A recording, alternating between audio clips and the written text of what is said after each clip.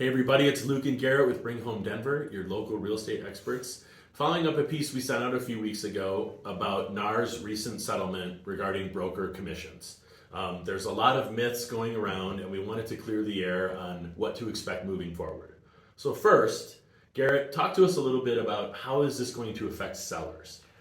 Yeah, that's a good question. I think that a lot of sellers believe that they no longer are going to be paying buyer agents. And I think some of the time that will be true. But I think a lot of sellers will realize that it's actually advantageous for them to continue offering commission to buyer agents. And while it's not required and you're not obligated to by any means, it's obviously negotiable.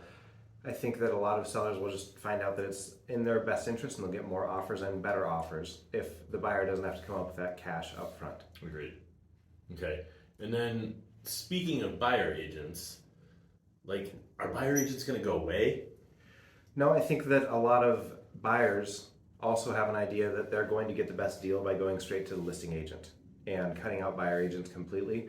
The problem with that is you don't have anybody advocating for your interests.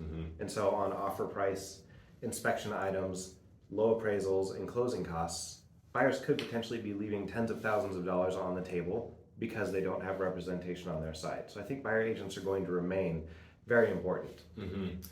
Good points. And not to mention the many other things or the random things that can come up on transactions. So moving a step further, how do you think buyer agents will be compensated? Yeah, I think that is really the crux of this conversation for most people. And like I mentioned earlier, I think a lot of sellers will still understand that it's in their best interest to offer some, if not all, of the commission to the buyer agent.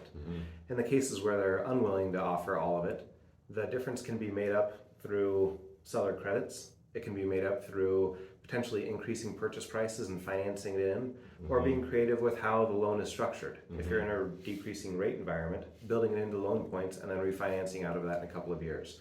So it's never been more important as a buyer to work with a buyer agent and a buyer agent who's going to advocate for you to get you the best price on the house while minimizing your out-of-pocket costs. Now, in some scenarios, buyers may need to come out of pocket to make up a difference in commission, but our goal is to make that rare. And to always talk about it up front. Like we've been talking about it on our team a lot lately. If anything, these changes are going to raise the level of transparency in our industry, and that's truly good for everybody. Yeah, agreed. And there are some changes, but make sure that you are working with an expert who understands these changes and are pushing them to your advantage. So with any questions or concerns, or if you'd like to talk about your unique situation, as always, don't hesitate to reach out to us. And thanks again for tuning in. Thank you.